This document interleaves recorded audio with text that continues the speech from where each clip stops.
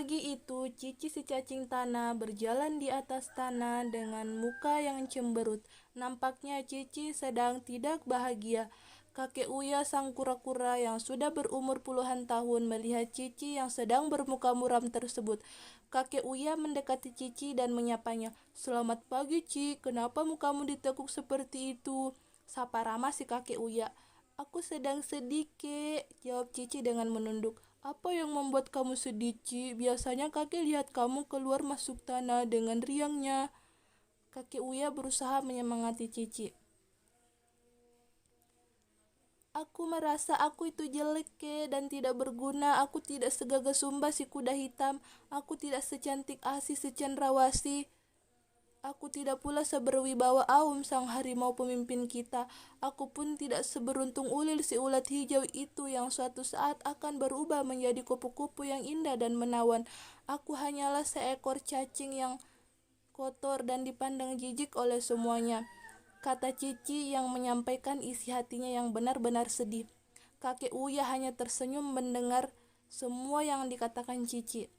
Kakek Uya tidak mau melihat Cici bersedih. Kakek kemudian memandang Cici masih dengan senyumnya yang hangat lalu berkata, "Kalau kamu mau, ikutlah bersamaku. Aku akan mengajakmu jalan-jalan," kata kakek Uya.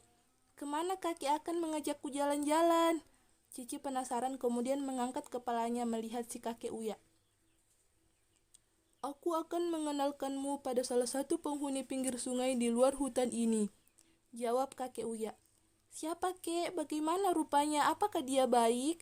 Apakah dia cantik?" Cici makin penasaran. "Sudahlah, ayo ikut bersama kakek. Nanti kamu akan tahu sendiri," jawab si kakek tersenyum melihat Cici yang penuh dengan rasa ingin tahu. "Ayolah naik ke punggungku." Cici pun menggeliat dan bergerak menaiki punggung si kakek. Setelah berusaha payah, dia berhasil mencapai atas cangkang kakek Uya. "Aku sudah siap!" teriak si Cici bersemangat. "Baiklah, ayo kita berangkat." Kakek Uya kemudian berjalan menuju luar hutan yang mengarah ke salah satu tepi sungai yang terdekat. Setelah beberapa lama akhirnya mereka sampai di luar hutan. Terlihat aliran air yang cukup tenang dan menyejukkan. Cici masih bingung dan bertanya-tanya siapa yang akan dikenalkan kepada dirinya. Semakin mendekati sungai, Cici kemudian melihat sekelompok hewan kecil yang sedang terbang berwarna hijau dengan mata besar dan bentuk badan yang aneh menurut Cici. "Hewan apa itu, Kek?" tanya Cici kepada kakek Uya. "Mereka adalah capung. Itu yang ingin aku kenalkan padamu," jawab kakek kepada Cici. "Ah, apa spesialnya mereka? Mereka tidak cantik, tidak gagah, tidak juga hebat. Mereka sama kecil sepertiku. Mereka biasa saja," Cici berkata sinis.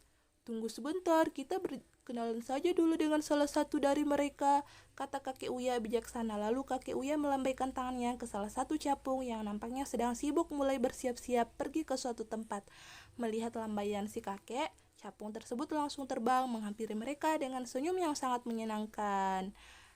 "Halo, selamat siang," sapa capung tersebut kepada mereka dengan senyum yang sangat lebar. "Selamat siang, saya kakek Uya. Ini Cici. Kami hanya ingin berkenalan denganmu. Siapa namamu?" "Namaku Ipung. Aku baru lahir. Indah sekali ya hidup ini. Senang berjumpa dengan kalian." Capung ini memang sungguh ramah dan periang. Dia merasa sangat bahagia dengan hidupnya. "Kakek Uya yang baik dan Cici yang lucu, maafkan aku harus segera pergi. Aku cukup sibuk, selamat menikmati alam yang indah ini ya." Masih dengan tersenyum gembira, capung itu berpamitan dan terbang meninggalkan mereka.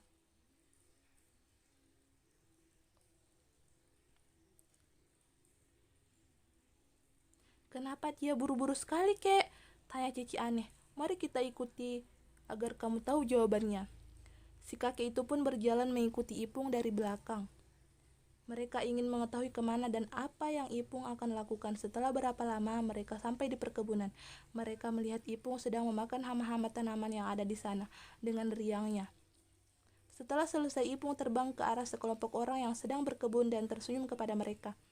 Orang-orang tersebut pun membalas senyuman Ipung dan mengucapkan terima kasih kepada Ipung. Ipung pun kembali terbang menuju tempat yang lain. Kakek Uya dan Cici dengan tergesa-gesa berjalan menyusul Ipung karena tidak mau ketinggalan. Mereka sampai di sungai yang airnya jernih. Ipung mendekati permukaan air tersebut dan terbang menuju orang-orang yang sedang membawa ember untuk mengambil air. Ipung memberitahu kepada mereka kalau air tersebut jernih dan kemudian tersenyum. Orang-orang tersebut membalas senyuman Ipung dan mengucapkan terima kasih kepada Ipung. Mereka kemudian mengambil air dengan ember-ember mereka untuk dibawa ke rumah mereka masing-masing. Ipung pun kembali terbang diikuti kakek Uya dan Cici. Wah, Ipung baik sekali ya, ternyata celoteh Cici dalam perjalanan yang disambut senyuman kakek Uya. Ipung memasuki hutan. Ipung terbang dan mendatangi beberapa penghuni hutan mengenai pergantian musim di hari esok. Ipung ternyata bisa mengetahui pergantian musim dan dia baik sekali memberitahu semua penghuni hutan untuk bersiap-siap. Cici mulai kagum dengan Ipung yang kembali terbang setelah semua penghuni hutan mengucapkan terima kasih kepadanya. Menuju salah satu rumah di dekat hutan, hari sudah sore. Ini tempat terakhir yang Ipung kunjungi. Apa yang akan Ipung lakukan? Tidakkah dia capek? Mengapa dia masih bisa tersenyum terus? Tanya Cici kepada kakek Uya. Kita lihat saja, jawab kakek Uya. Kemudian dia melihat anak kecil bersama ibunya keluar dari rumah tersebut. Ipung terbang mendekati anak lucu tersebut yang tertawa riang melihat Ipung dengan tersenyum. Ipung pun bermain kejar-kejaran dengan anak kecil itu. Mereka melihat sangat bahagia.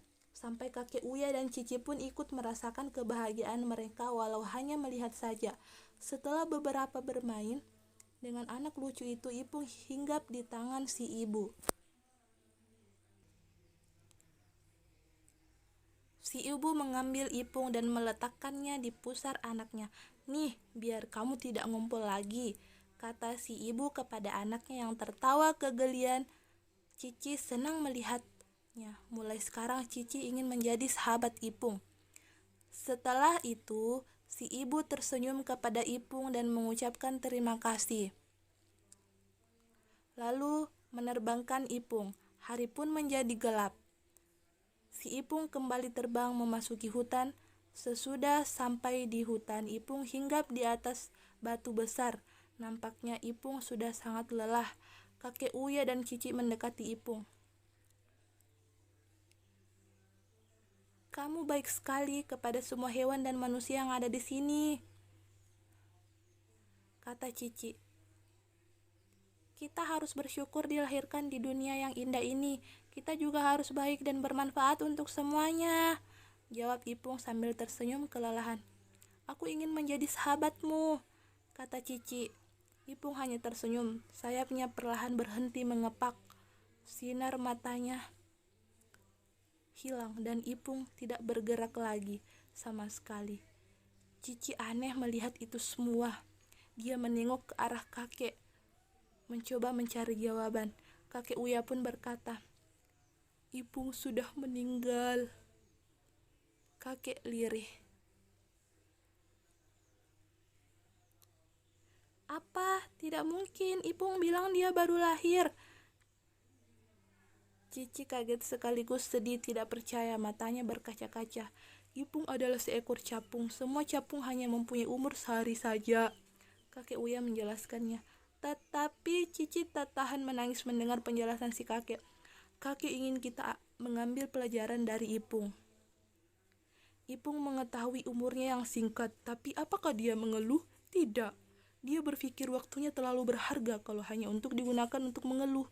Dia lebih memilih untuk mengisi hidupnya dengan senyum dan kemanfaatan untuk semua hewan dan manusia yang ada, kata kakek tersenyum.